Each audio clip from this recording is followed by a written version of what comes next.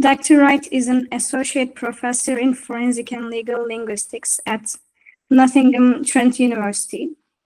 He works at the Nottingham Institute of Languages and Intercultural Communication, where he leads the Language, Identities, and Institutions Research Group, and conducts his research within the framework of NTU's Security and Sustainability theme.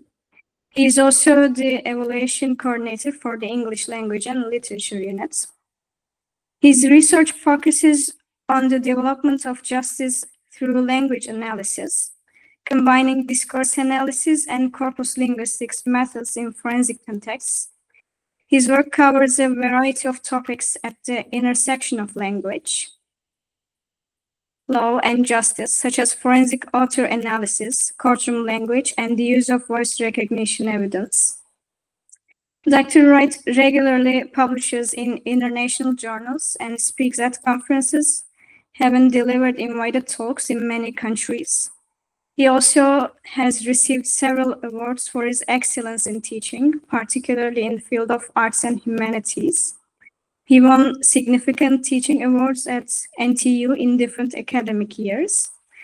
And lastly, Dr. Wright is a board member of the International Association of Forensic and Legal Linguistics and a member of BAL's Corpus Linguistics Research Group. He is also a member of the Royal Society of Arts and the Higher Education Academy. And lastly, Dr. Wright, if you're ready, I would like to give the words to you to begin your presentation. Thank you. Thank you for that very nice and comprehensive introduction. It's very nice to be here, and thank you for everyone who's taken the time to come along. What I'm going to present on today, and I'm following the instruction that I was given, it's going to be about 20 minutes, depending on how good I am at keeping time, and then hopefully we can have some time for questions, because you might have some about the wider project that I've just not got time to talk about in 20 minutes. But what I have chosen to speak about today is some work that I'm currently doing in a large interdisciplinary project in which I'm working with three law scholars from the University of Nottingham and Nottingham Trent University, and it's looking at vulnerability in court. In particular, it's looking at whether best practice guidance, policy changes, professional awareness of the difficulty that vulnerable witnesses have with traditional cross-examination techniques, whether that's being reflected on the ground in practice. And the one type of vulnerable witness that I want to speak about today is the vulnerable defendant. In fact, it's one vulnerable defendant in particular who we'll call vulnerable defendant A. The broader project, I should say, we've got courtroom transcripts from 56 cross-examinations across 42 trials. And they include cross-examinations of complainants, defendants, prosecution witnesses, and defense witnesses. Now, I should say that this data is very, very difficult to come by in criminal courts in England and Wales, Northern Ireland, the Republic of Ireland, Scotland. So the UK and Ireland is where this project is based. And we have 34 cross-examinations from vulnerable witnesses and 22 of non-vulnerable witnesses. And the one vulnerable witness I want to focus on today, as I've said, is vulnerable defendant A.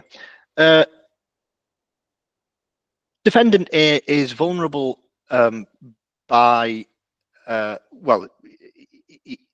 vulnerable on the grounds of age and incapacity. He was 15 at the time of the alleged offence that he is accused of and he's standing trial for, and he's 16 at the time of the trial. According to the Youth Justice and Criminal Evidence Act in 1999, which outlines and defines what counts as a quote-unquote vulnerable witness, anyone under the age of 18 automatically qualifies as a vulnerable witness. Now, that's not an unproblematic term. I think if any of us were to be cross-examined in court, we would be vulnerable to one extent or another, but these are legally defined categories, for want of a better word. It's a bit of a double whammy for vulnerable defendant A, because he also has attention deficit hyperactivity disorder, or ADHD. According to the Mental Health Act and the Youth Justice Criminal Evidence Act, this counts as a mental disorder with a significant impairment of intelligence and social function. ADHD in particular, and I don't want to labour this point too much, but it does become relevant later when we see his cross-examination. People who have ADHD often have difficulty concentrating and focusing. They have short attention spans and can be easily distracted. They appear forgetful at times. They can have difficulty sticking to task and difficulty in listening or carrying out instructions. Now, that's by no means everyone who's got ADHD, but they are some of the symptoms that are relevant when we think about vulnerability in court. He's up for 2 counts. He's up for GBH, which is grievous bodily harm. Grievous bodily harm effectively means serious harm to the person.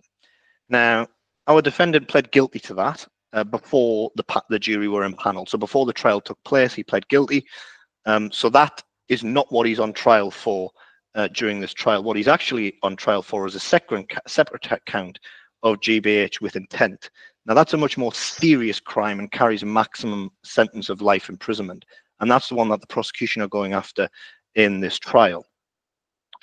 And he is eligible for what are called special measures in the United Kingdom, which are adjustments that can be made, which include witnesses can give evidence by live link. For children in particular, barristers take off their wigs and their gowns. It can be communication aids. It can be the examination through an intermediary. An intermediary is a communication expert who is there to help the vulnerable witness communicate with the cross-examining counsel. In this case, the defendant has an intermediary, and also he was allowed to not stand in the witness dock, but rather he sat with his solicitor and his intermediary. So there have been special measures put in place. Now, if we just leave our vulnerable defendant momentarily, it's widely recognized now, as I mentioned earlier, that typical cross-examination characterized by, at times, implicit hostility, very challenging language forms, restrictive, controlling questions, presuppositions and implicatures, and in some cases, just the sheer volume of questions asked, can not only be bruising or distressing for vulnerable individuals, but can actually be very ineffective in getting the type of evidence out of the witness. And the criminal practice directions, which give direction on how certain elements of conduct should be followed in court, say that the form and extent of appropriate cross-examination will vary from case to case, and that helping vulnerable witnesses and defendants, bearing in mind we have our defendant here, to give their best evidence may be a matter of departing radically from traditional cross-examination, which means that it could be the case that a vulnerable defendant like our vulnerable defendant A, who's a child, who has a mental impairment which can seriously affect his communication, there might be an expectation, or there should be an expectation, that he will not be examined in the same way that a quote-unquote non-vulnerable witness might be. And this is widely recognized and widely accepted in the criminal justice system in the United Kingdom. There are various training programs on training advocates and people who have the responsibility for cross-examining vulnerable witnesses on how to do it appropriately and the adaptations and changes that should be made.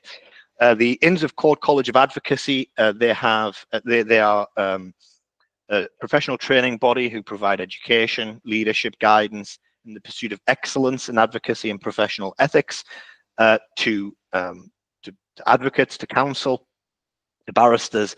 They have this document here, the 20 Principles of Questioning, which is regularly being updated, which is a guide for barristers on the cross-examination of vulnerable people and children.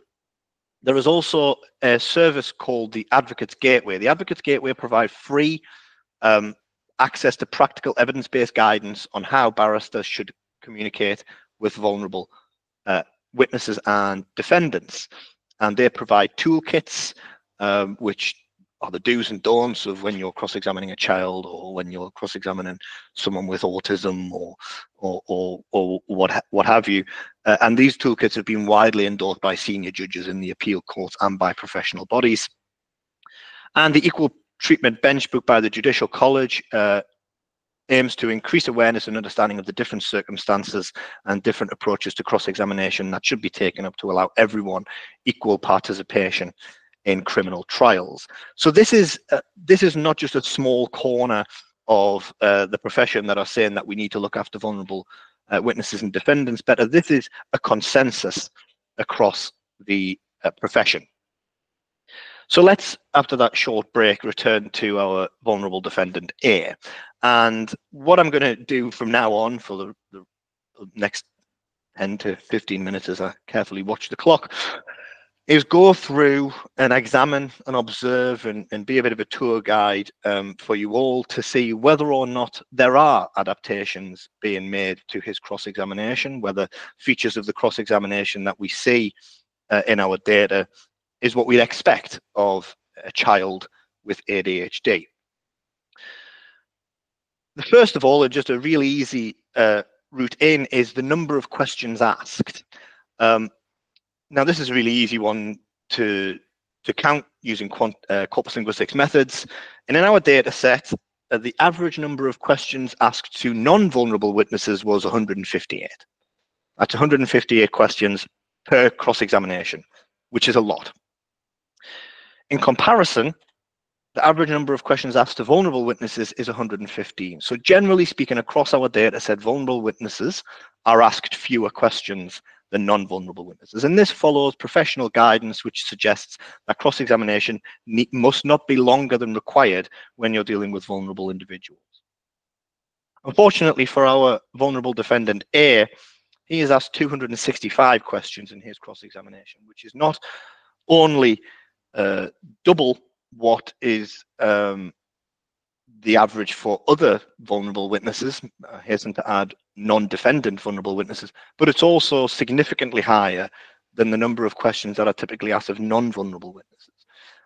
So this is a bad start as far as changes and adaptations to cross-examination are concerned. But let's get into the specifics then.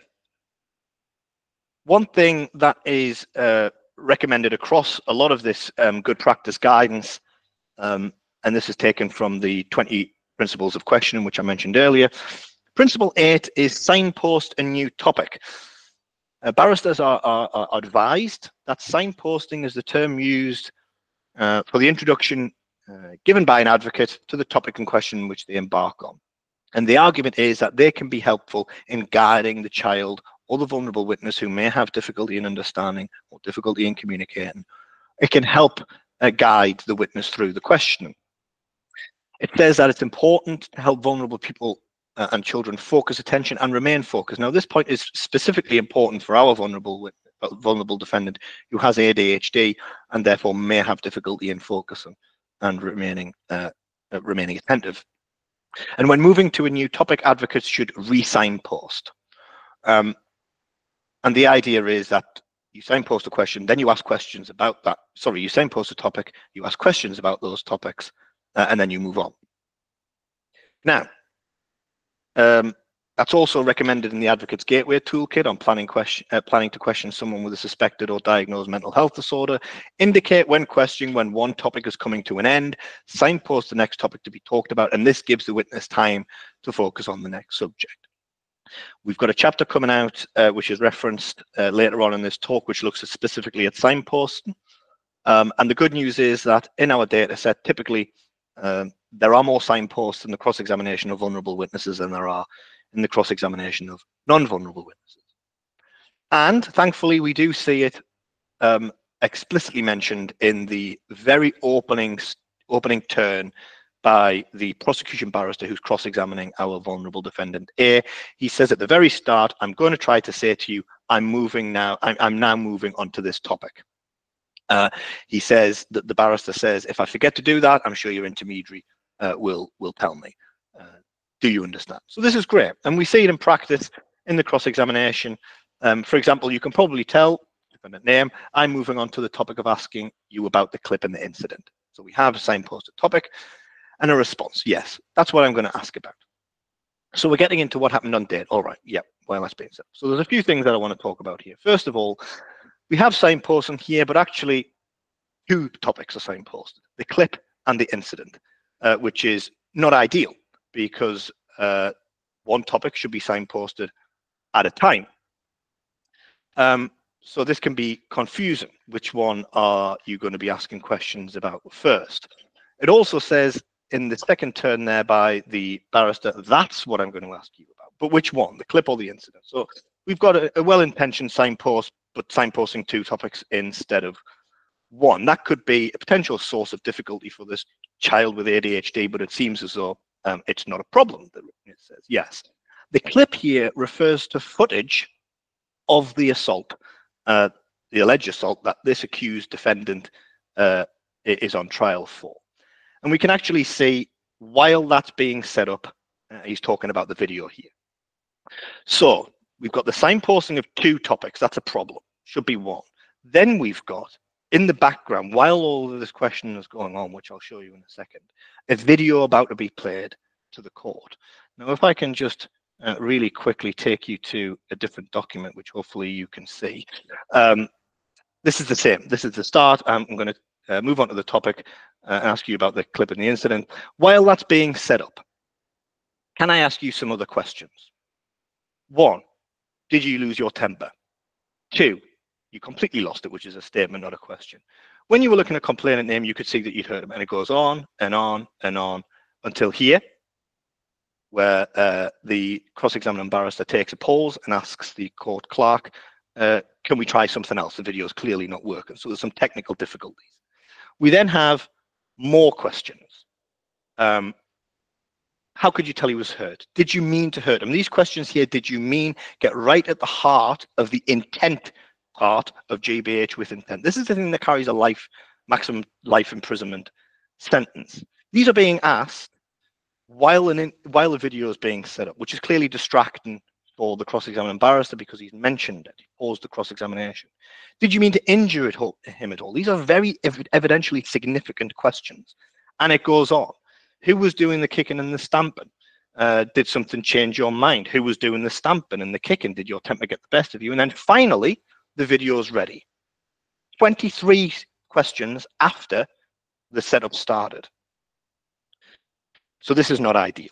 We have a vulnerable witness here. We have a vulnerable defendant. We have a child with ADHD who, first of all, has been told, you're going to see a clip, and then asked a ton of questions about intent while the clip is being set up. This is not helping with the focus or the attention of the witness, I would argue, but rather it could be distracting and cause problems. The video footage is then played, and it emerges that after the video footage is played, the defendant didn't look at it or didn't look at it at all because he didn't want to watch it. So our interpretation of this is that there are 23 questions asked between the signpost about the clip and then the clip being played, all of which are evidentially significant about intent and about intention.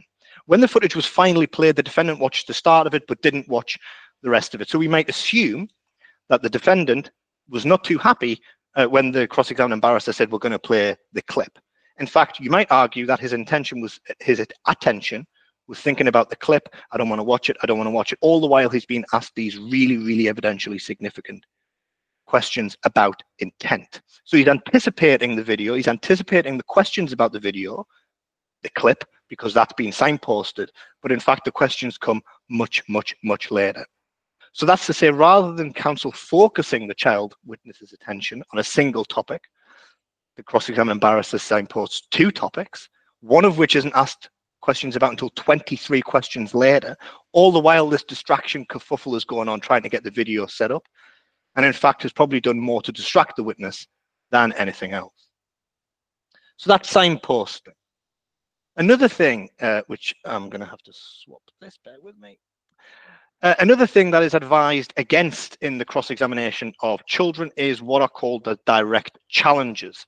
These are direct accusations or direct challenges to the version of event that the child or vulnerable witness is given to the court, particularly accusing or suggesting the child of lying. Because the Advocate's Gateway Toolkit 6 here says that these are likely to have an adverse impact on concentration and accuracy, particularly if repeated. In a very significant, for our purposes, a very significant appeal court judgment, a senior judge in that case said accusations of lying are, quote, unhelpful, risk confusion or capitulation for the child witness. Well, let's have a look and see what happens. I can take you right back to the start of the cross-examination, which we've seen before. I'm going to signpost your topics. We saw this earlier. Well, then what immediately follows that, unfortunately, is the first topic is the topic of lies. I suggest you've told a lot of lies in your interview and also today. What do you say about that? So we have a direct challenge and a direct accusation of lying in the first question in the cross-examination of this vulnerable child witness. Not only that, there's other stuff going on here. First of all, we've got a multiple question. So you've told a lot of lies in one, your interview, and two, today. So which one is the vulnerable witness supposed to respond to? And also we have an I suggest form, which is not a question at all, but rather a statement, which is controlling, suggestive, restrictive, coercive, and the professional guidance is unanimous in its advice that they should be avoided in the questioning of child witnesses. Thankfully, the judge intervenes. There's a difficulty with that. The intermediary says, could you ask a question in simple terms? He says yes. And then he said, you've lied in your interview, and did you lie in what you've said today? So we have, not only do we have direct accusations of lying in this cross-examination of this child witness, but they're the first thing he's asked about, which runs counter to the professional guidance. And then finally, as we're coming close to 20 past, why questions? These are questions which ask the witness why. The Inns of Court 20 principles of questioning say avoid asking vulnerable witnesses why questions, because they are potentially accusatory, they can imply involvement and partial responsibility, and they may be suggestive that the witness has done something wrong. For example, why did you go back to the house? Why did you stay behind after school? Why didn't you warn Caroline about Uncle George? All of these are examples of why questions that are advised to be avoided when questioning children. A key point in the 20 principles of questions say that another reason to avoid those is that vulnerable people and children can find identifying intention very difficult. Now, this is clearly a problem when the defendant that we're dealing with is up for GBH with intent. And if you can see the pattern that I'm starting to develop throughout this talk, you might be able to guess what's coming next, but a series of why questions. This is partway through the cross-examination. Why didn't you punch him? This is instead of kicking him. The defendant is videoed kicking the complainant, the victim.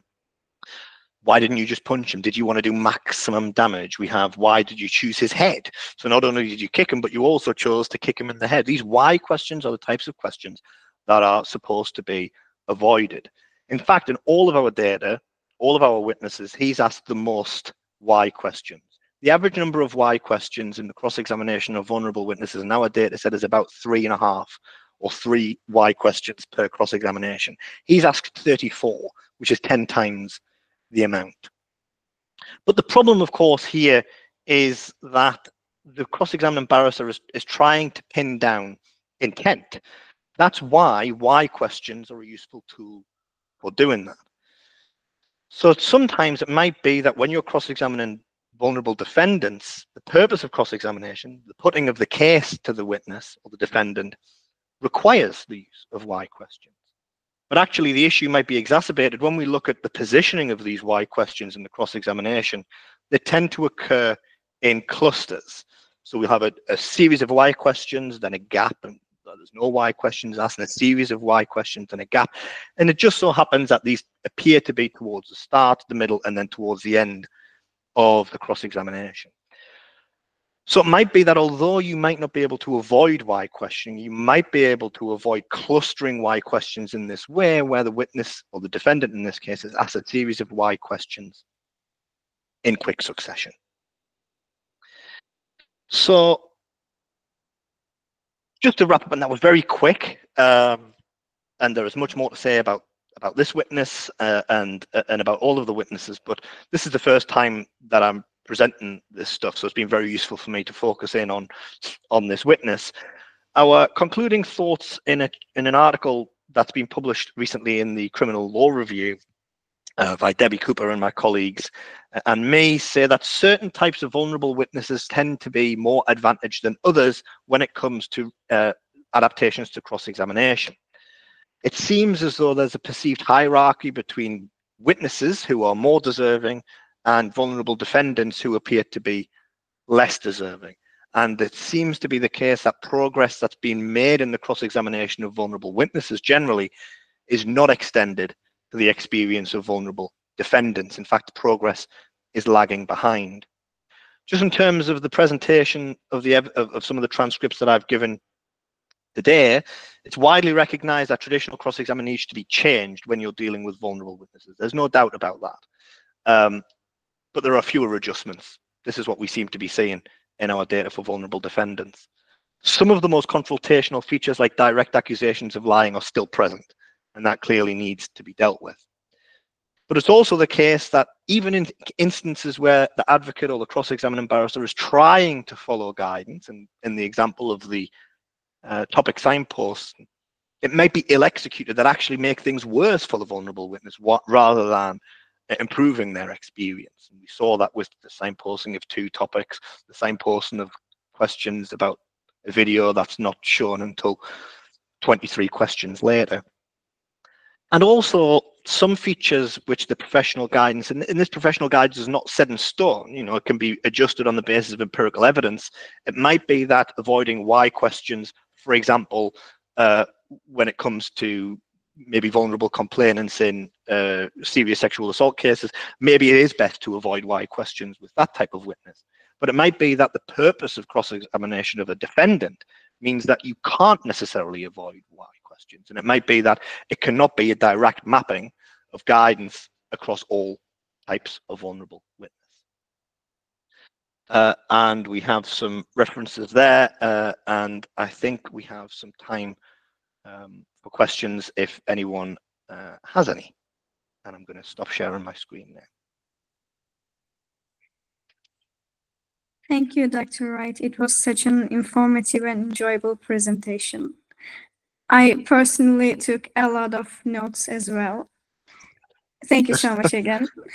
No problem. If you'd like, we can move on to the Q&A session. Yes, absolutely, yeah. You can send your questions by writing or speaking.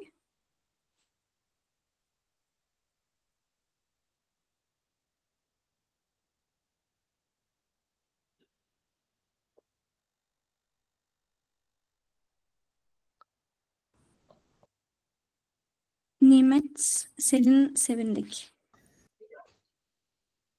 Yes. Yes, thank you. Can you hear me clearly? Yes, thank you.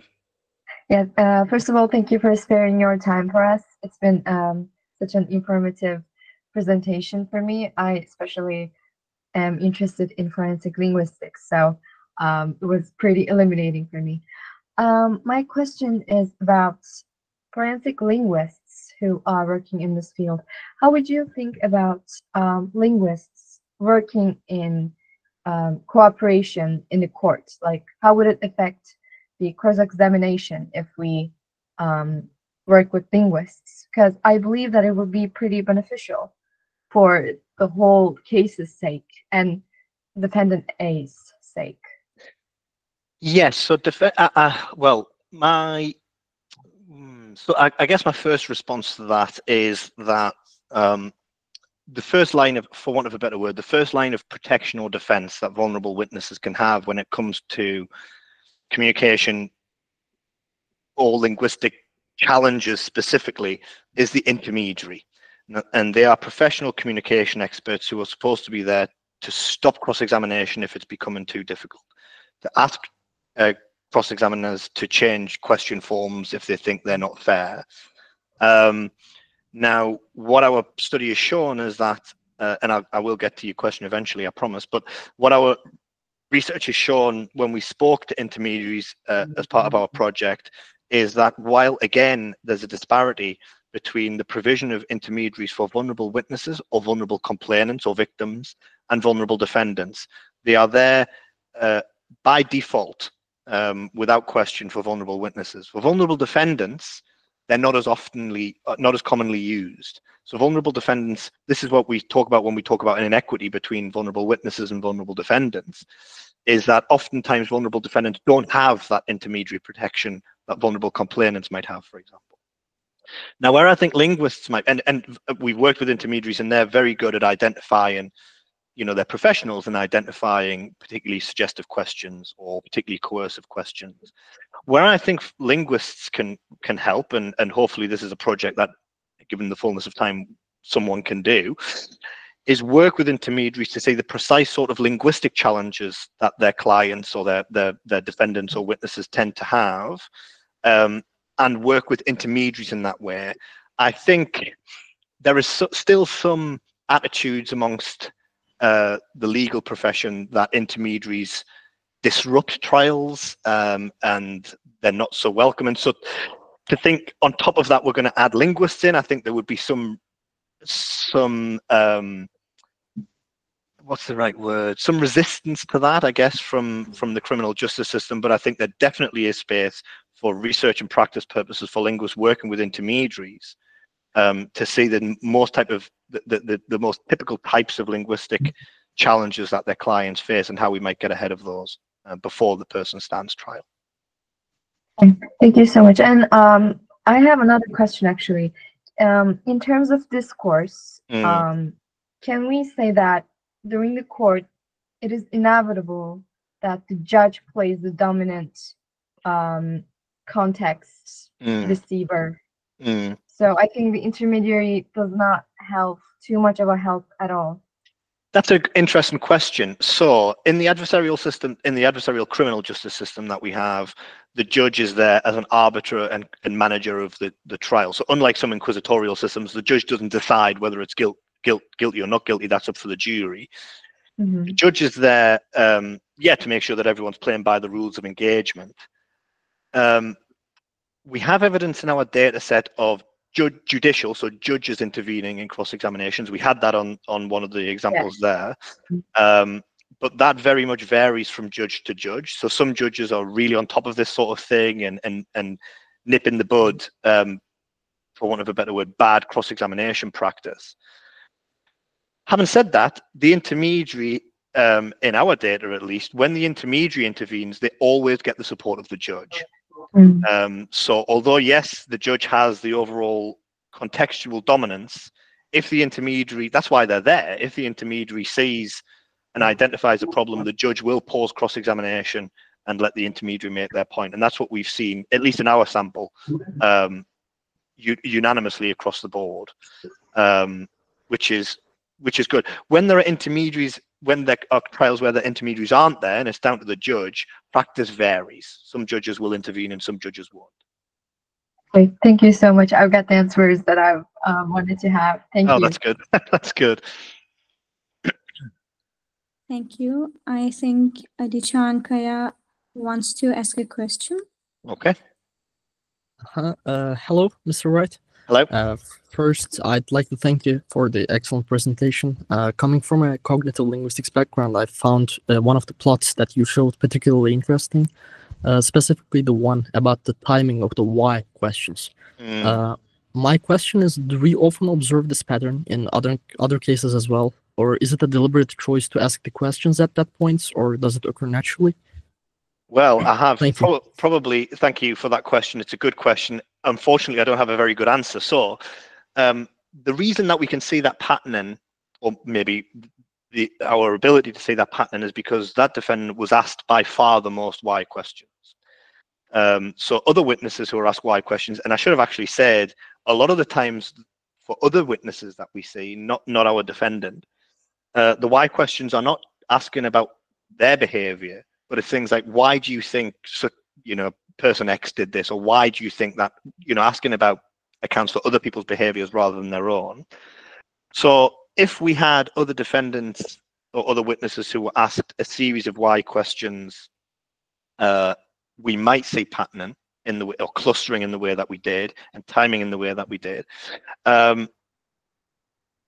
Relatedly, we've also looked at tag questions. So questions like, you know, you did it, didn't you? Or that's right, isn't it? Where there's a statement and then a question tag at the end. And they cluster in the same way. So it might not be at the start, the middle, and the end of the cross-examination, but what you see is a series of tag questions being asked sequentially, then a break where there's no tag questions asked, and then again. So I think, you know, triangulating those two bits of evidence in terms of the patterning of different types of questions, I think that's not an accident. I think there is definitely planning of sequential types of questions in clusters, but fortunately or unfortunately, depending on which way you look at it, none of our other witnesses were asked as many why questions as this guy. So we don't know the answer to that for why questions specifically. Thank you very much. I mean, as for the tag questions you said, it would be very logical for them to ask them at the end of the interview, or at least near the end of the interview, just to catch something, I guess. Yeah, so this is that's a good point. I mean, the traditional, you know, when you read the traditional the traditional literature on cross-examination, particularly from law, it's the whole point of it is, you know, you lead the witness down agreeing to all the questions that you ask until they finally agree to the fatal one where, you know, the whole case unravels. So yeah, there is an argument for that. I've not looked really at the whole data set, just at a smaller sample, but my feeling is that a lot of them will be at the end, but not exclusively. I think actually it'll be quite well distributed across the examinations. See, that's very interesting. Thank you very much. You're welcome. Thank you. We have another question in the chat. I'm going to read them to you. Thank you. Hülya says, thanks for this talk and sharing your experiences, Dr. Wright. Would you elaborate on your collaboration with lawyers that you mentioned you work with? What is the nature of their contribution to forensic linguistic work such as yours? Thanks a lot. Yeah, thank you for that question. Actually, the way that I would see it is that I'm contributing to legal work such as theirs rather than the other way around. I mean, if nothing else, I'm outnumbered on the project. There are 4 lawyers and 1 linguist. But there are 2 parts. There are 2 things that I'd like to respond to with that question in particular about the nature of the collaboration. So the first is that we were designated, each of us were designated very specific different types of analysis and data collection to do. So one of the law collaborators on the project did a survey of the international best practice on vulnerable witness cross-examination, and that was, you know, I wouldn't have known where to start with that. They knew the case law, they knew the international standards. So that was one work package. Another work package was trial observation. That was where, and this was during COVID, where many of the courtrooms were closed.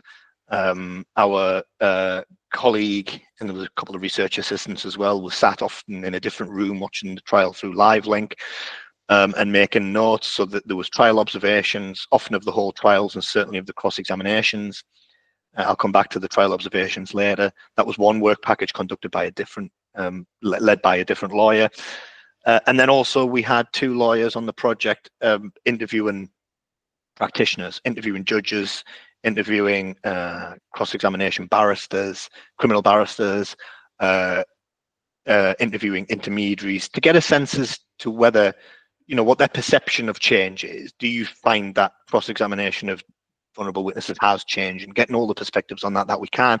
And what I came in to do was to do a corpus, initially at least, a corpus linguistic analysis of trial transcripts. We had to be selective in the trial transcripts that we got because they're very expensive, and we also wanted to make sure that we got them for vulnerable witnesses first and foremost. We also got a number for non-vulnerable witnesses. So what it actually is a triangulation. So I'm seeing something in a cross-examination transcript, and I'm saying to my colleague who observed the trial and looking at her notes, which are plentiful, I mean, hundreds of pages of notes. You know, what was going on here? Because you can only tell so much from a transcript. You know, what was the tone of the cross-examination? Was the witness upset? You know, what was the pace of the cross-examination? So from my perspective, what my legal colleagues are adding is, on the one hand, the facts that, you know, I wasn't in the courtroom, so I only have the transcript to go on. So it provides a little bit of contextual richness that you don't have with transcripts, but also just a, you know, a grounding in law. I mean, this is what they do. So I'm saying, you know, oh, this witness, for example, is being asked a lot of tag questions, you know, is it a problem? And they'll say yes, or they'll say no. And another thing that I've really benefited from when it comes to collaboration with lawyers is access to legal audiences. So more than linguistic audiences have actually presented this to legal audiences. That's been really beneficial because the reception has always been very positive, because, like I say, there's a consensus that change does need to happen. So I think the triangulation of methods, the combination and the collage of different experience that we have, and also the ability to work on different parts of the data and different types of analysis is what we've benefited from the most. But anyone who's thinking, would lawyers be interested in linguistic work? I have had nothing but positive response, and it's a resounding yes.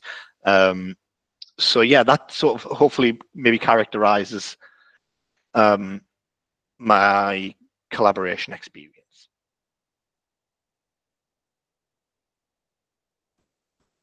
Thank you for your answer. Julia says, that's great. Great to know more about the processes behind the scenes. Thanks a lot. No problem. We have another question. I guess Utku Tanrıvera has a question. Yes, thank you. Hi, David. It was Hello. Hi. great talk. Thank you very much. It was truly inspiring as always. My question will be quite short and practical, to say the least. Lawyers asking their questions to witnesses or defendants directly. Is that right? Yes. However, there is one case where there is an interpreter involved, because the witness is not a first language English speaker, so there is an interpreter involved. How that actually sets up in the courtroom, I imagine that the question is still directly asked to the witness, but the response comes via the interpreter. Yes, but they're asked directly, and that the expectation for the witness is that they respond facing the jury rather than facing the counsel. Oh yeah, and that's another case. And in Turkey, it's always lawyers asking their questions to judge. They cannot ask their questions to witnesses or defendants.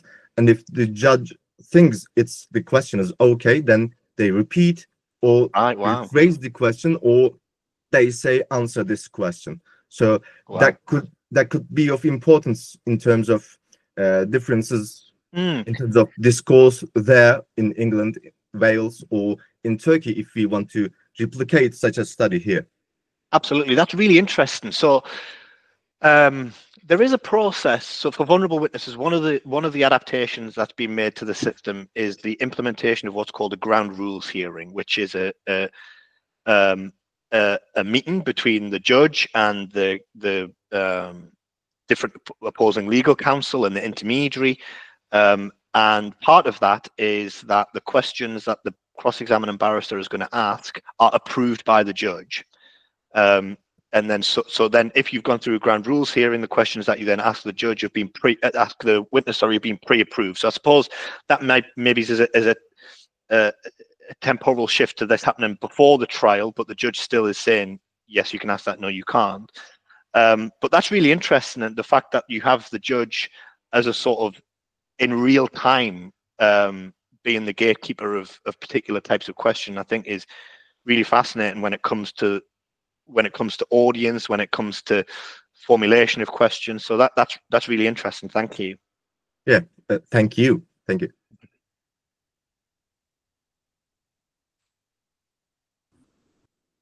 I think we don't have any more questions. I would like to thank you again so much, Dr. Wright, for sharing your valuable insights and for accepting our invitation and for taking the time to join us. It was an immense honor to have you here today. So thank you. No, thank you very much. It's been my pleasure, and thank you for giving me this opportunity to speak about this particular stuff for the first time. So thank you, and thank you for everyone who's come along, because I know it's significantly later in Turkey than it is here in the UK, so I appreciate that. It was very informative. Thank you. Thank you very much. Thank you again, Dr. Wright. It was awesome having you here tonight. Thank you for your support, and thank you everyone who has been listening to us so far. It's, as Mr. Wright said, it's really late in Turkey, and it's usually not many people listen to us in this late, actually. So it's completely you, actually. So thank you all for tuning in. And we will be we have recorded this meeting, and if you missed any part of it, we will be recording and posting it on our YouTube channel. You can find it on YouTube in a couple of days. So again, thank you all for being here, and I'm ending the presentation. So good night, everyone. Thanks, everyone. Goodbye. Good night.